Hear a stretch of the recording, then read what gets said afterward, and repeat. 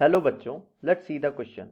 Equation of a common tangent to the circle x square plus y square equal to 50 and the parabola y square equal to 40x can be.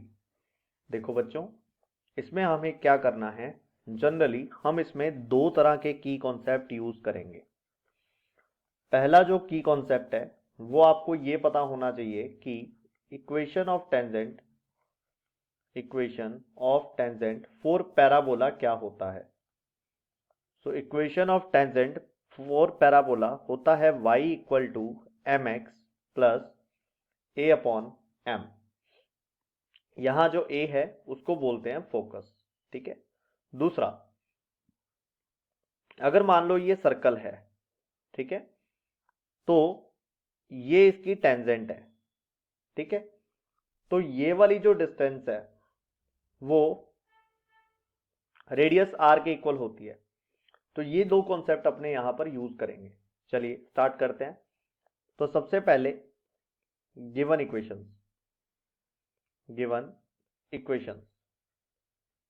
तो given equation में आपको दो तरह की equation given है। पहली चीज है सर्कल। सो सर्कल आपको क्या दिया हुआ है? सर्कल दिया हुआ है x square plus y square equal to 50। तो यहां से अगर मैं इसका सेंटर निकालूं तो इसका जो सेंटर है वो आना है ओरिजिन, और इसकी जो रेडियस आएगी वो आएगी √50। √50 का मतलब कितना? 5√2। ये इसकी रेडियस है, ठीक है। अब बात करता हूं पैराबोला की। तो अगर मैं पैराबोला की बात करूं, यहां से Y square equal to 40x है यानी कि अगर मैं 4a का 40 से कंपेयर करके a की वैल्यू निकालूं, मतलब फोकस निकालूं, तो वो आएगी 10। तो बड़ी आसानी से मैं यहां से इक्वेशन ऑफ टेंजेंट कैलकुलेट कर सकता हूं। तो equation of tangent to parabola ये हम बड़ी आसानी से निकाल लेंगे, जो कि होगी y is equal to M x plus A की वैल्यू 10 है अपॉन m। तो अगर मैं इसको सिंप्लीफाई करके लिखूं, बन जाएगा m square minus m y plus 10 equal to कितना? 0, ठीक है। चलिए आगे बढ़ते हैं। इसको मैंने दे दिया इक्वेशन फर्स्ट। अब मुझे पता है कि ये वाली जो टेंजेंट है उसकी इस ओरिजिन से जो डिस्टेंस है वो कितनी होगी? वो रेडियस के इक्वल होगी। तो मैं लिख सकता हूं कि radius of circle equal to what? Radius of circle equal to the distance of tangent from origin, ठीक है। तो अपनों ने ये लिख दिया। अब लगाते हैं फॉर्मूले। देखिए यहां आ जाएगा 5√2 क्योंकि ये रेडियस है। इधर फॉर्मूला लगेगा। फॉर्मूला होता है हमारे पास ax1 by1 प्लस सी अपॉन रूट ए स्क्वायर प्लस बी स्क्वायर। तो यही फॉर्मूला लगाते हुए मैं इसको आगे सिंप्लीफाई करता हूं।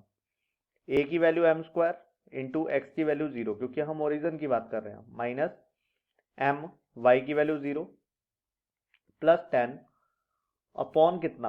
अपॉन के अंदर रूट एम स्क्वायर का स्क्वायर करेंगे तो एम की पावर 4, और यहां आ जाएगा बी का स्क्वायर मतलब एम का स्क्वायर, ठीक है। अब क्या किया जाए? ये 0 और 0 सारा कुछ हो ही गया, तो अपने पास बचा 5√2 और यहां पर मल्टीप्लाई में रूट एम की power 4 plus m square equal to कितना? इक्वल टू हमारे पास है 10। इसको मैंने कैंसिल किया तो मेरे पास बचेगा √2। रूट से रूट फिर से कैंसिल। तो जब आप इसको कैंसिल करोगे इक्वेशन हमारे पास बन जाएगी m की power 4 plus m square minus का 2 और इक्वल में कितना? इक्वल में 0। फिर इसको मैं फैक्टराइज करूं तो फैक्टराइज करने के बाद ये बन जाएगा m स्क्वायर फिर प्लस का, ये मतलब m की पावर 4 है ना, तो 1 मिनट, ये बन जाएगा हमारे पास m की पावर 4 फिर कितना, प्लस 2m स्क्वायर फिर माइनस m स्क्वायर फिर माइनस का 2 इक्वल टू 0। इसको मैंने फैक्टराइज किया तो m स्क्वायर आया कॉमन, यहां बचेगा m स्क्वायर प्लस 2, यहां से -1 कॉमन, बचेगा m square plus 2 equal to 0। अब हमें पता है कि इसको फैक्टराइज प्रॉपरली करने के बाद आपके पास जो आंसर आएगा वो आएगा m square plus 2 into m square -1 equal to 0। अब देखिए ये वाली जो वैल्यू है वो तो 0 हो नहीं सकती, मतलब डेफिनेटली m स्क्वायर -1 0 होगा, और यहां से m की वैल्यू निकालूंगा तो कितनी आएगी, +-1। तो अगर मैं ये कहूं कि मुझे इक्वेशन ऑफ टेंजेंट चाहिए, तो जो इक्वेशन ऑफ टेंजेंट है आपके पास वो कितनी आएगी, देखिए मैं ये m की वैल्यू 1 बाय 1 इसके अंदर पुट कर देता हूं। तो from equation first, so equation first में मैंने पुट किया लाइक x की वैल्यू पुट कर दी मैंने +1, सॉरी m की, तो 1 पुट करूंगा तो आ जाएगा x minus y plus 10 equal to 0। और अगर मैं -1 पुट करूंगा तो आ जाएगा x plus y plus 10 equal to 0। तो ये आपके पास इक्वेशन ऑफ टेंजेंट है। तो आप कंपेयर कर सकते हैं कि हमारा आंसर कौन सा होगा। एक तो आया x माइनस वाई प्लस 10, तो मतलब ये वाला, और एक x प्लस वाई प्लस 10, तो एक ये वाला। ठीक है, तो ऑप्शन बी और सी दोनों सही है। You understood this question, best of luck.